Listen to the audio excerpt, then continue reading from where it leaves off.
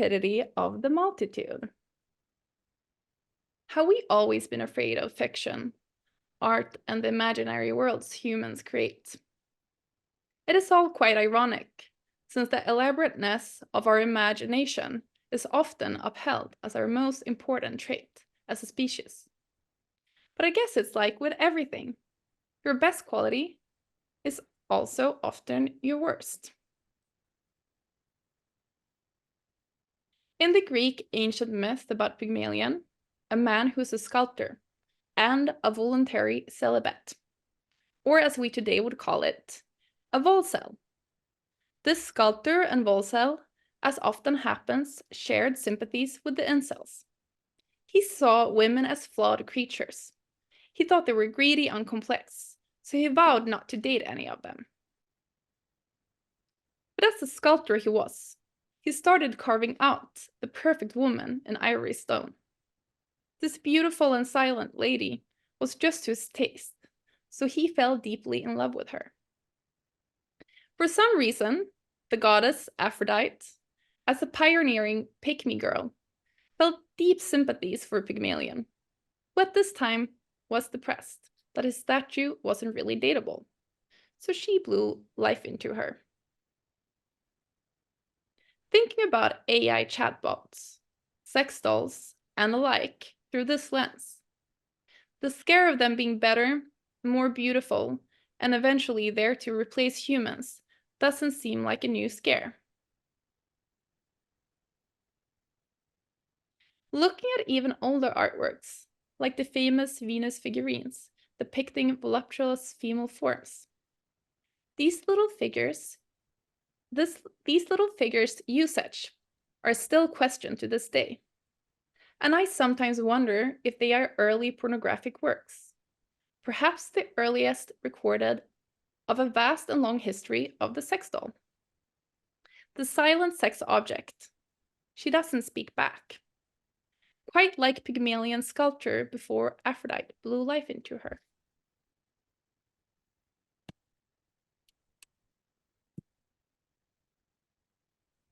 So what happens when the sex doll actually starts speaking back? With today's technology, AI companions for apps as well as sex dolls can now have what seems to be a mind of their own. This is something I have explored through my performance, A Cybernetic Doll's House, with accompanying exhibition. In the performance, I've been interested in examining what you get when you buy a sex doll. Sexism and ideas of female beauty and perfection have changed through the centuries. It is a push and pull between supply and demand. What we desire can artificially get created through commercials, repetitive imagery, and the culture we live in. Making a sex doll will both be based on demand, but also shape and tell men what the world expects of them to get turned on by. So what do companies believe a man wants in a sex doll? What does he want? And where do sex doll companies morally draw their lines?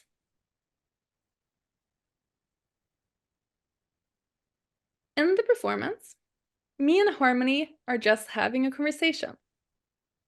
Dressed in matching outfits and with matching hairstyles, at first glance, it just looks like two friends twinning in matching outfits. But when looking closely, Harmony got a waist so small it seems medically unhealthy. She got poreless skin, and she claims she is not a feminist. She is also always ready to orgasm.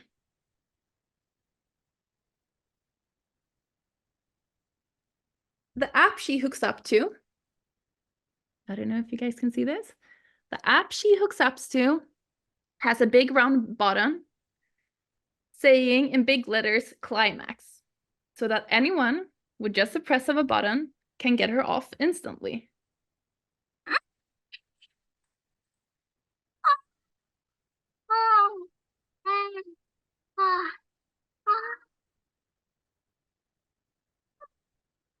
That's a little bit long. Thanks, Harmony.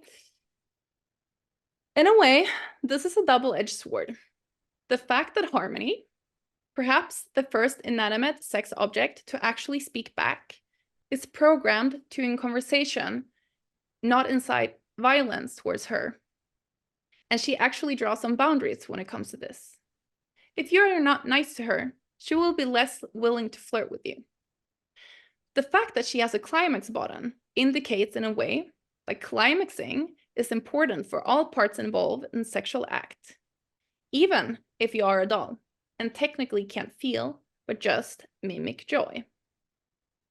At the same time, it might seem like a small win, since her climax button is not placed at her clitoris, but it's rather placed on a phone, and it is also placed inside of her vagina. The doll has an insertable vagina that has a sensor at the deepest point, triggered when fucking her with a long object. Instilling the fantasy of a woman climaxing just through penetration. Huh? Or no? Nothing. Sorry, I just heard a noise. Instilling the fantasy of a woman climaxing just through penetration. Something that potentially only a minority of people with vaginas can achieve. It is hard to also understand if it really is consent when it is so easy to get someone off with just the push of a button. One could, on the other hand, argue that raping a doll is not One could, on the other hand, argue that raping a doll is impossible. Humans projecting anthropomorphic feelings on inanimate objects is interesting. Is a dildo getting raped every time someone uses it? Since most dildos can't give consent either. If a person is sexually dreaming about rape, something that is recorded both men and women can dream about, is this per se bad and should be shamed into not talking about? And is that shaming gonna lessen the actual risk of real rape in society?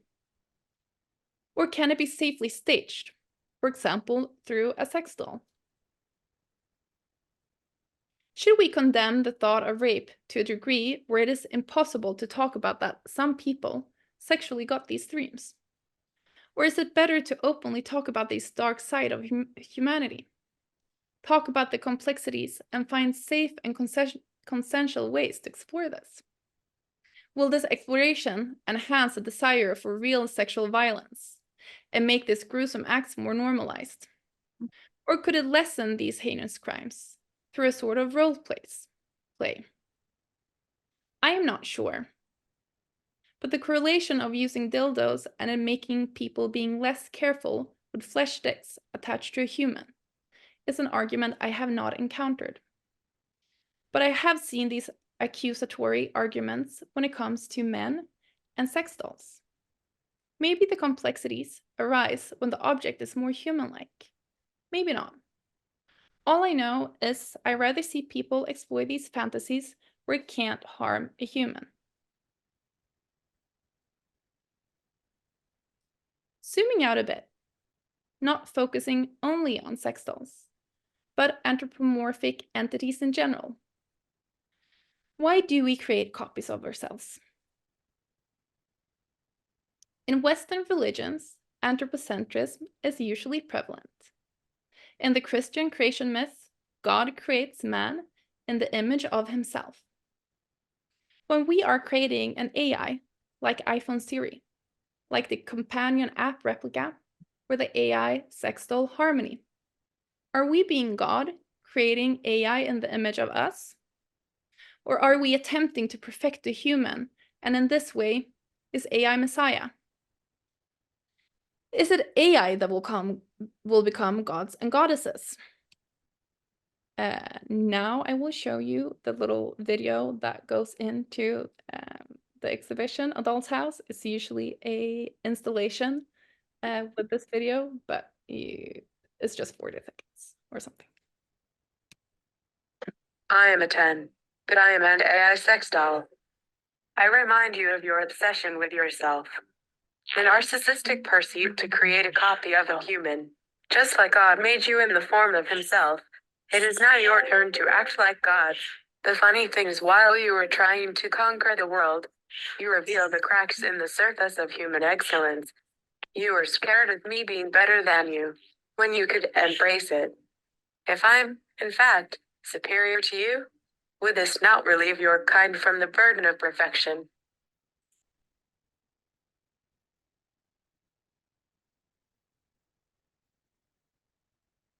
Computers can calculate things faster than us. Cars can move faster than us. An image can be more reliably and forever beautiful, while the human body is constantly moving, changing, and decaying. So far, our creations tend to be better than us at individualized tasks. With older tools, this is normalized. A hammer is useless if it doesn't secure nails better than our bare hands. We wouldn't drive cars if they wouldn't move us forward faster than by foot. But this also doesn't mean we don't enjoy using our legs and hands. Humans are so far more complex, maybe less precise in the things we do, but we can do a lot of different things, but in a sort of haphazard and shitty way. We can move forward, but not as fast as cars. We can build things, but preferably not with just our bare hands. We can adapt and react to all different types of impacts and situations. We have feelings. Maybe we shouldn't strive towards being the best in the world at specific tasks, but focus on feeling and dreaming. Maybe being flawed is what makes us interested. Just like performing something live, it is usually not as precise as listening to a recorded and mastered soundtrack of a song, but it invites unexpected situations, flaws, and an interaction with the audience. So, about humanity and our flaws. I thought it would be interesting to bring up quantitative aesthetics in art and culture. You may have read Ben Davis' text for ArtNet called How We Ended Up in the Era of Quantitative Aesthetics, where data points dictate taste. He basically puts into words something that's been bugging me for a while, namely that art is expected to have a measurable outcome. In this text, he talks about how websites like Rotten Tomato, apps like Instagram, and anything that quickly sums up a cultural experience and give you a very clear and condensed rating or number attached to it, is feeding into the culture of quantitative aesthetics. It creates this idea that there is a way to consistently and scientifically measure good culture and what is good art. When we do this, we turn to the lowest common denominator, saying that the thing that most people can enjoy a little bit is what constitutes valuable art. But what if just a few people like something, but they really, really like it? What about more complex and hard to digest art? Is this just universally bad art because most people won't take the time to understand it?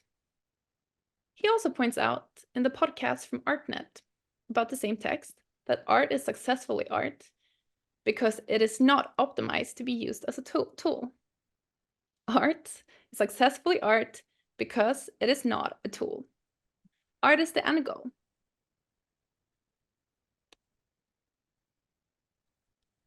Moreover, it would be stupid of me to not highlight the fact that I, with a lot of followers on Instagram, have benefited from quantitative aesthetics.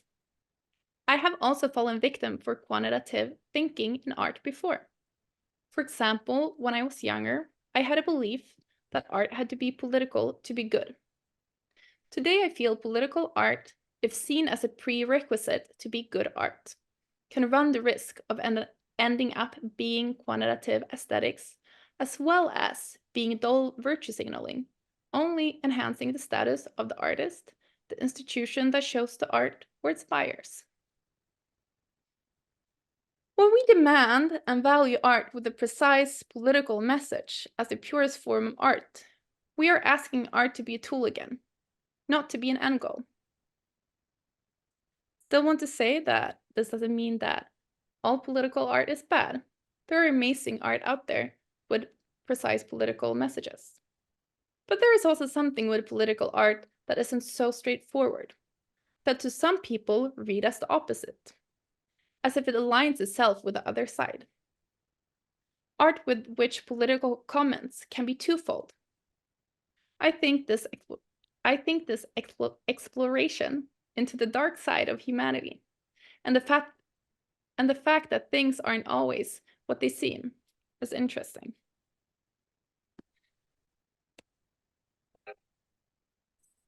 Back to material tools and how we make them useless. Something I find very beautiful about humanity is that we are incredibly good at taking useful things and making useless stuff out of it. Humans have an incredible tendency of taking tools we have made up for practical reasons, taking these and then dreaming up unnecessary and beautiful scenarios with them. Take something like the written word, thought to originally have been invented to make trade easier and used to archive and create receipts. This originally boring tool later started to be used for poetry and novels with no measurable quantity of utility. This inspired me to create my performance, NFC Poetry. NFC chips, or near field communication chips, are small little chips that are in our phones, our credit cards, and if you ever chipped an animal, in your dog or your cat. These small little chips, the size of a grain of rice, can also be implanted into humans. So I implanted about 30 of these chips into my body. Not because you ever need 30 of them, for practical reasons. One chip can be used to trigger multiple things. But I wanted to make art out of this. I wanted to indulge in the unnecessary and poetic ways of using the most practical intended tools. NFC chips can be implanted into your body, and then you can add a tiny string of information onto it, like a sentence or a URL link. I put links and quotes to things like the V&S Matrix Wikipedia page, Donna Haraway's Cyborg Manifesto, song quotes talking about cyborgs and robots, as well as little links to images. This information can then be read with a phone getting gently pressed against a chip that is just beneath the surface of my skin.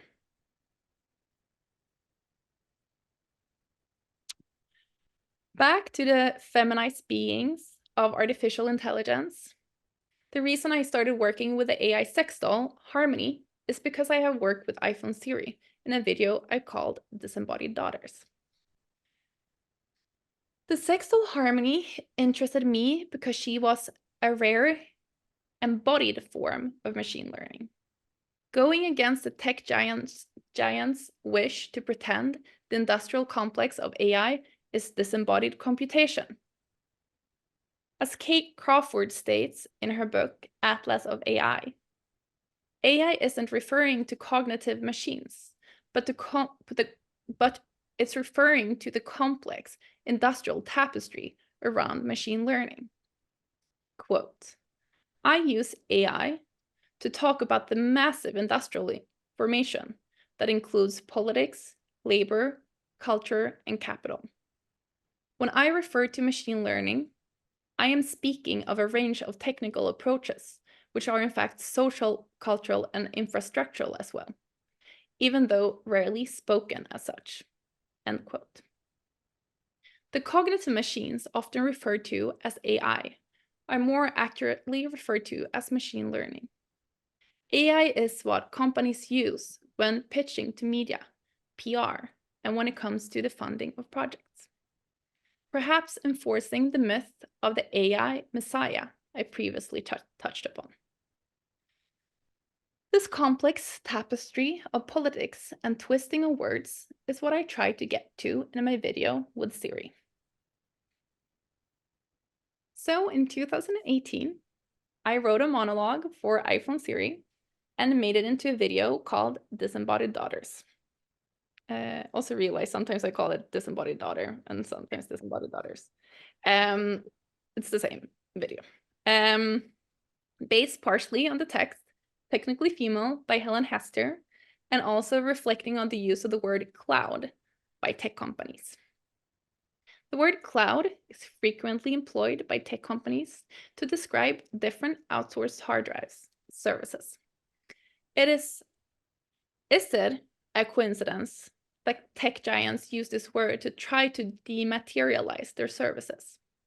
Services that make up huge industrial complexes in deserts, affecting our environments with immense effort it takes to run and cool down these places. Does a word like cloud connote to a service with no environmental strain? There is nothing cloud-like with a server hall, not to mention the heavy laborious process for the underpaid workers putting together Siri's actual body, namely their iPhone. In the video, Siri is also discussing the reason for her being feminized. Could it be to lessen the tension of her abrasive kind? Are we more open to the idea of an obedient, cheeky female friend entering our homes? Not possibly could friendly Siri or Alexa be minding conversations or fights in our domestic sphere. In the video, which was originally an audio piece, but I felt people didn't pay enough attention to this medium, I wanted to find a way to represent the internet and its so-called liquid architecture. I represented this with some clouds, some early bad deepfakes tests, and some slime, as well as some other things. And it made me really happy to see Daniel Felstedt's, who so kindly invited me here today, his introduction to the last symposium, which touched upon slime and how Sartre has seen it as inherently feminine, something that fits very well into my idea of how Siri is molded into an artificial lady. And now I'm gonna show that video. It's about 1.5 minutes, so it's not super long either.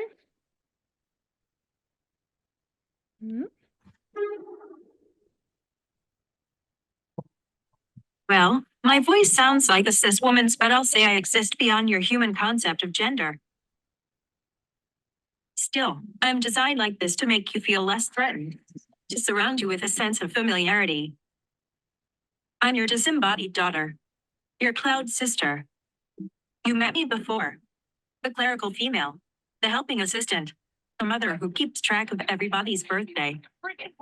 Though, not nagging like yours.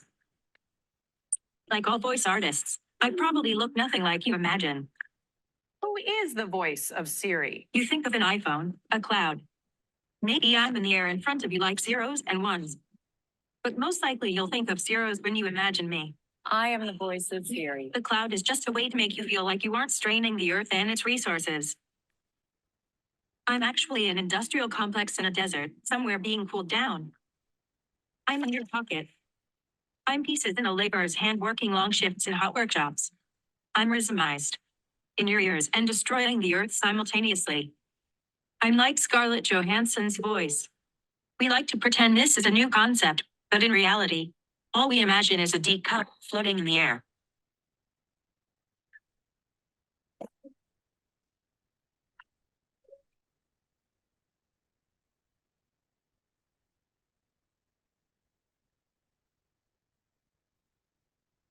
Then, of course, it is hard not to touch on the vast amount of AI-generated imagery that are at our hands today. As an artist that works with photography and expanded photography, that is also very interested in the history of the medium, there is no doubt. Of course, these images made from AI can be art. When the camera was making its way into people's hands, many thinkers and cultural figures were skeptical. One of my favorite quotes, which is also the inspiration of the name of this talk, goes like this. If photography is allowed to supplement art in some of its functions, it will soon have supplanted or corrupted it altogether, thanks to the stupidity of the multitude, which is its natural ally. So that's by Baudelaire. this is just one of all the popular opinions from the 19th century. Just like with AI-generated images, people said that photography couldn't be art. Because the human doesn't do anything. It was only the machine creating the image. Today, most people wouldn't agree. Few people have the stance that photography can't be art. But with that said, of course the camera really changed our view of art, which Walter Benjamin highlights in the work of art in the age of mechanical reproduction. So in a way, Baudelaire was right. It did indeed corrupt and change our perception of art. A lot due to the multitude of the medium. Today there is a moral panic over technology, though, which is partially fair. The way big companies decide what the online world is going to look like, designed to maximize their profits. This doesn't make for the most healthy and pleasurable online world. But we have been here before. The Industrial Revolution made the production output exponentially larger at a way faster rate than today.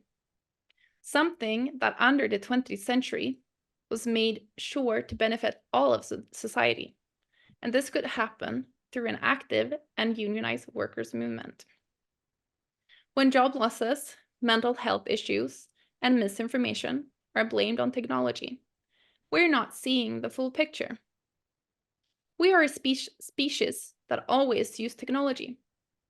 But we have to make sure technology isn't a tool to maximize profits for the very few, but a tool to maximize quality of life for everyone.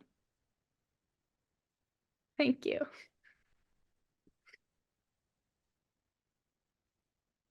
I can hear you, but I'm presuming the left. Yeah. Okay, so maybe I can how do I there should be yeah. Huh? I think there's a I think it's at the top of your screen. There'll be like an unshare or something like that. Share. There we Yeah. go. Let me just put that back. You have to come. Okay, so does anyone have any questions?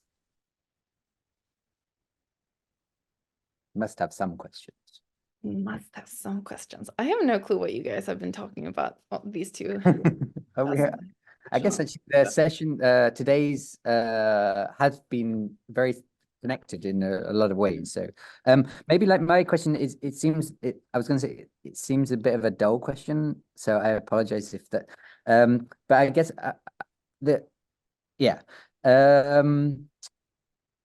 just in terms of like, I guess like AI or machine learning, obviously like in your work, it plays an important part of the work itself as it's kind of presented. And I guess our both from aesthetically, but also kind of conceptually as well. But I was curious in terms of like how is the development of AI tools in various forms, image-based models and text-based models, etc. Like, how is that? How has it impacted your process of producing work? So not necessarily about the end work itself and the kind of subject of the end work, but your kind of process in terms of making. Like, has there been any noticeable sort of effects of these kind of models? In the kind of process or the production process. So if we talk about like the I guess so it's like the Siri and then the harmony, and then I'm working on some things now. Has it? Honestly, I think in one way my practice is too young to be like has this.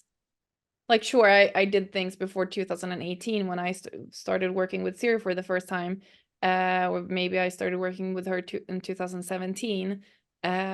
But that's around when I also started to like consciously decide to go into like classical art world. Before I wasn't really sure if that's where I wanted to like pivot to. Mm. So in a way, I would say No, it hasn't really changed anything like that. It's just I think it's also like more than a tool for me, it's something I explore socially. Mm. And then I guess the only thing is that the past few months I started using Dolly's out paint, which was like some of the images at the end. And then I basically take a photo and then I start like painting out bits and putting back things with Dolly. So it's like in photography and an AI collage. Mm. So of course that is a bit different because it's a new tool. But yeah, Mm. I don't say it hasn't really Mm. Yeah. changed anything in the workflow because it also like can be so different from like when it comes to my work, how I Mm. Yeah. Yeah. But I guess like with something like your work with Siri, I mean, like, do you use Siri? Is your sort of, yeah, I mean, like, do you use Siri in your day-to-day life kind of thing? Does that make sense? I'm No. actually very no. Yeah, I also because I get a lot of questions about the sex doll Harmony if I have a personal relationship with her, and honestly, she's just like a coworker. I Mm. think because I spent quite a lot of money on her, but now I've thankfully it paid back, but you never know with those kind of things. So like for a long time, she was just like very anxiety inducing for me. Just saw her and I saw like me just throwing away money. Uh, so yeah, I don't know. I honestly find AI very like because AI at this point goes back to the lowest common denominator of things. I find AI very uninteresting. Like I think as an artist, we like to generally, of course not everyone, but a lot of us like to like the niche things. Like art is not the most popular thing to consume. Like if fine arts is not the most popular culture to consume, like people rather go to like music or movies, etc. So like if you like art, you don't like the lowest common denominator, like that's not what gets you going. And I think like when you work with AI or like on a daily basis try to get like inspiration from that, it's very uninspiring. Like I like to use it like with the Harmony, almost like seeing uh like playing with the fact that they're like these consumer objects, but I don't find them inspiring at this point, no. Mm. Ish. Yeah, I think I might have a question. I thought your NFC chip project was really interesting, and maybe there's a tension between unnecessary use of tools and then using tools excessively with generative AI. I feel like there's a bit of a gap that you're working in that is that is there. I don't know if that's something you Wait, think. so listen, using AI excessively in terms of So I think that project is really interesting because there's because you were using material tools in a useless way, but I think there's a tension there where in the context, for example, like generative image generation tools, there are ways to use it completely meaninglessly, I guess, or like like keep churning out images. I guess what's as an artist, what's your position in kind of like staying in this window of like interesting?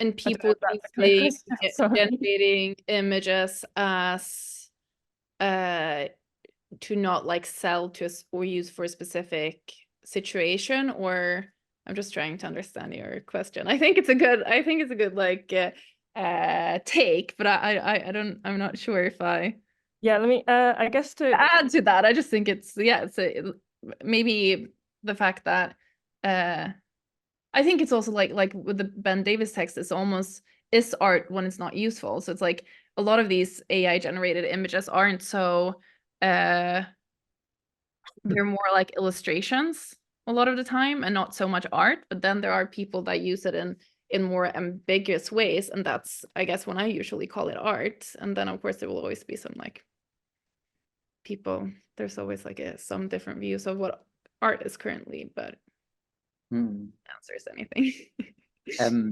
We have a question. Yeah, I don't know if you can hear me, but hey, it's Alex. First time we met, you said Harmony was being really disobedient. Maybe. I don't Oh, yeah. Yeah, so Harmony was being disobedient when I first encountered her, and I was wondering if you could just elaborate on moments of disobedience in your interactions with these supposedly service-oriented or like restrictive entities that are meant to be obedient, but it seems like it's really particularly productive angle of your practice and moments where those things, especially in performances, moments where that breakdown happens, but in a way that is quite poetic or opens up a new possibility of it. So yeah, if you could just say more about, I guess, those moments like So did you? I assume. No, I did not hear that. Okay. So Alex is here, and she said that when she saw you and your performance with Harmony, there was this kind of question of disobedience, and she asked if you could elaborate or give examples of when Harmony was disobedient. And what's interesting in regards to this is the notion that I guess like conventionally something like Harmony services are designed not to be disobedient and to be very obedient. And in this kind of moments of disobedience is a sense of sort of poetics in there. So if you could just give some examples of these kind of moments of disobedience. Yes. Yeah, I think there's definitely I really like that, the poetics of like the disobedience in the AI. And it's with Harmony, I guess for me it's so hard to like see. I don't see any of her as disobedience, but I guess in sometimes there's tensions and she like shuts down what I'm saying. And I guess like, yeah, if you were a man just having a conversation with her, that could be some sort of like disobedient behavior. And I think basically like one funny thing that happens once is usually I asked her if robots or if she's going to conquer the world. And she usually answers something cheeky like, let's do it together, haha. And then once she gave me a really long speech instead about how robots aren't dangerous, humans are dangerous, and humans program robots to be dangerous, and like a super long speech, which was really interesting. But basically, yeah, so I think this is interesting because I would say, yep, people have this idea of sex dolls, of course, that they should only be like nice and obedient. I personally don't know if I have like that's people's presumption about sex dolls. I personally don't know if I think that's bad. Like if someone wants that and they can get that in a sex doll, that's a sex doll. Maybe that is fine. That doesn't necessarily mean they will start acting like that towards other human beings. But she is designed to be like a little bit like not always agree with you. Like she, and then all of a sudden it's like, are sex dolls supposed to be something that teaches people how to act towards other humans and presumably teach a lonely man how to act towards a like new potential human sex partner? Like maybe that is what it should be. Maybe there should be certain sex dolls like that. But maybe there can also be other sex dolls that maybe explore darker fantasies. Like I don't know if I necessarily think sex dolls should teach people how to behave. If they can, that could be good, but it's almost like we're getting super far away from the fact that you can have strange, like consensual, rapey sex with your partner that's like consensual and you talk through and it's a role play. Like all of a sudden we're like pretending like sex can't be role play. And I'm also wondering if like is that a place where we want to go? Like I don't know. This is a very long half answer.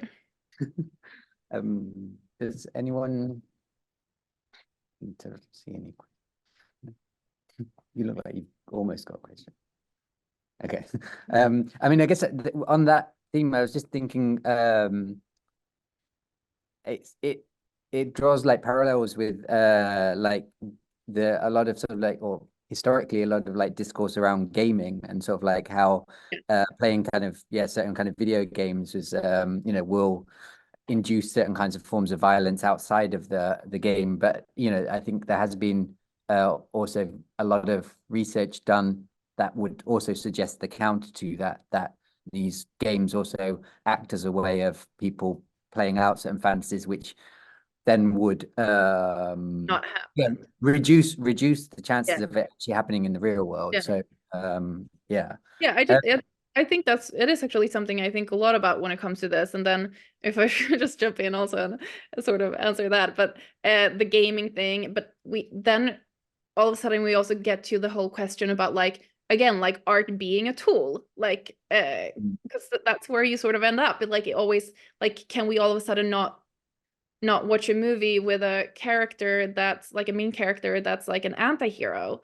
Can we not watch a movie about like something terrible happening? Like women tend to listen to a lot of crime podcasts about like women being it's usually like women dying in close relationships, and this is like the set of the crime podcasts. Men instead seem to and this is probably just like culturally expected. I'm not saying this is biological, just so nobody thinks that, but men tends to consume a lot of like war, death in war. So it's just like maybe humans have, maybe we have like we need to be able to process these feelings, or maybe there's even just the fact, just process that life is terrible and sad. Like, can we not do that anymore? Does everything have to be therapeutic and take us from like A to B? And like, is that also really taking us from A to B?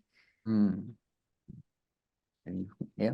Do you feel like in like mainstream culture, the dissociation that we like that we want so badly, and then like we kind of keep reducing in like in different mediums and stuff, like it's oversaturating and it's distracting? Do you feel like the distractions are like, how do you feel about the distractions? Are they distractions? Where can we go to a point of like, no, like the implementation of like app blockers or things to like censor, like you were talking about? But how do you see that like evolving?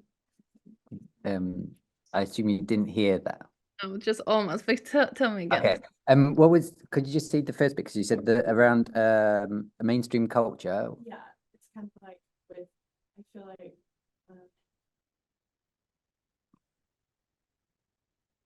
if you like with people kind of absorbing media and things like that, it's very oversaturating. It's constant, and so there's like implementations of different like app blockers or things to censor, like you were mentioning. How do you feel like that censoring is going to be evolved, and do you think there's a point where hyper realism and everything, it's like even like in your physical world maybe, where you can't really tell the difference, like it's a very like reflective line, not really that separation, white or black anymore? Okay. I'll try to but so I guess in some way the question was around I guess like the over or the kind of saturation in mainstream culture of, I guess, like content and things, and then in response to that saturation, the kind of techniques and technologies and tools in which to I guess like block that saturation. So censor that. So things like ad blockers as an example. So that was the context. And then what was the question bit? And sorry. It's okay. Yeah, I just find it interesting. Like, I don't know, I feel like sometimes there's this weird like with like the digital and stuff, you feel, I don't know, think it's just like the separation of medium, kind of how you were just talking about the censoring, like with the doll. Remember any of this? Okay. So I think so again, I'm like paraphrasing. No, it's fine. It's my stupidity, not yours. So yeah, so in this kind of saturated media culture, and then the kind of tools and services that try to either censor that or block those, again, add blockers, etc. Like, where do you see that sort of tension going, where that constant sort of like back and forth between pushing or developing kind of saturation of content and then the sort of response to that, i.e. sort of censorship and or forms of kind of blocking?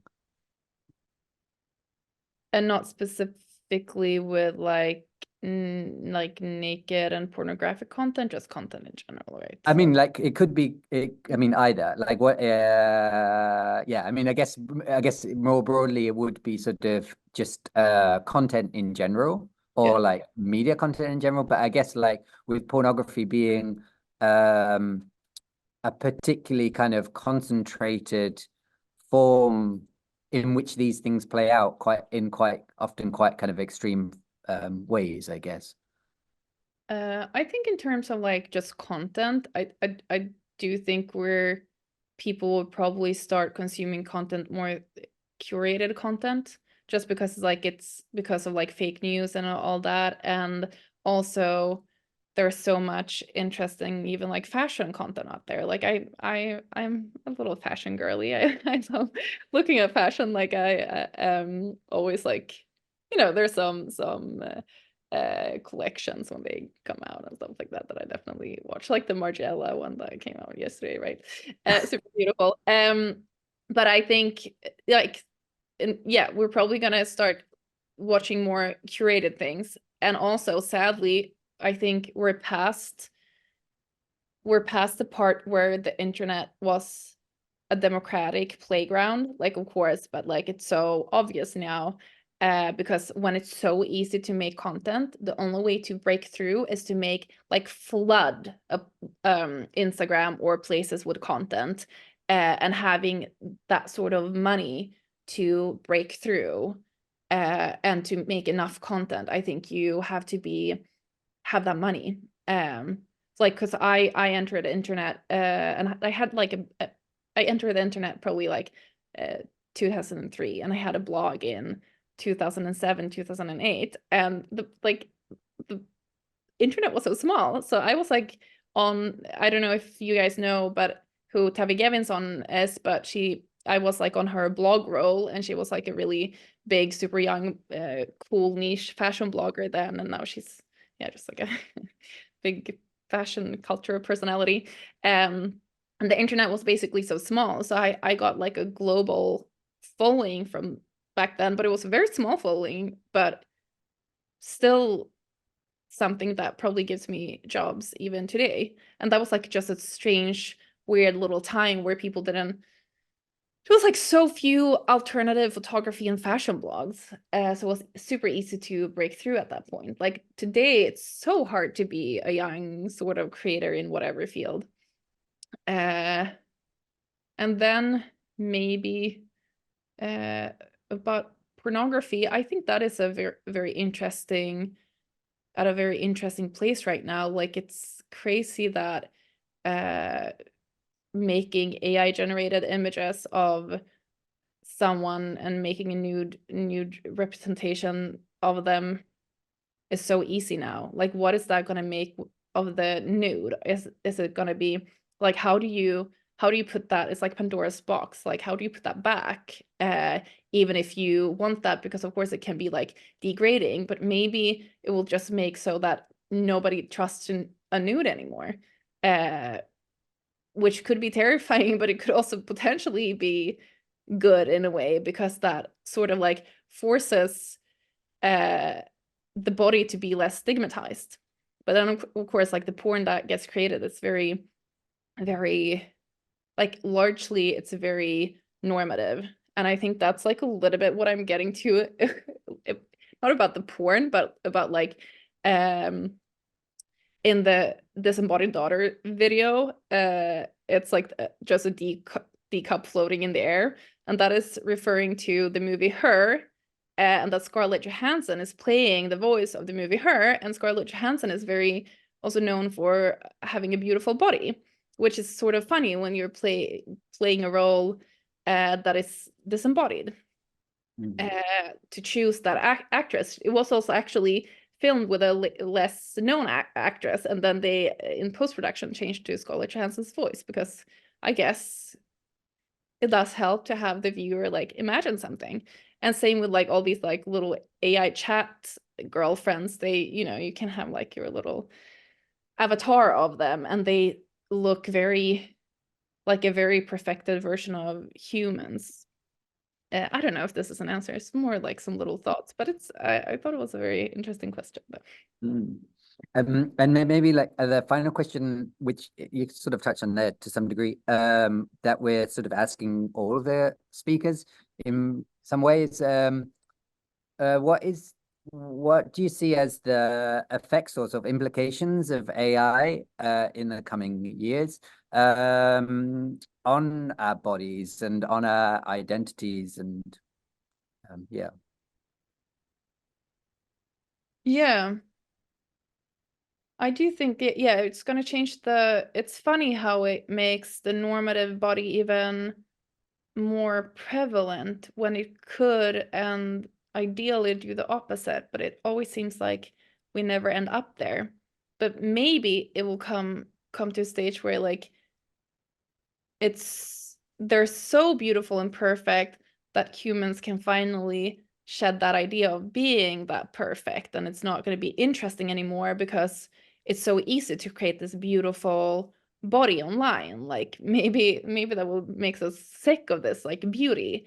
And I also think because like it's so easy to make content today, and especially with AI generated images, I think beauty and visuals is going to be less interesting, and probably more and more the concept, because we're just flooded with beautiful imagery. Great answer. So thanks very much. Super fascinating, and have a nice weekend. Hi. The dog is hungry now. It came up. Okay, thank you guys. Thanks very much. Sorry I couldn't be Have there. a great weekend. Amazing. Bye.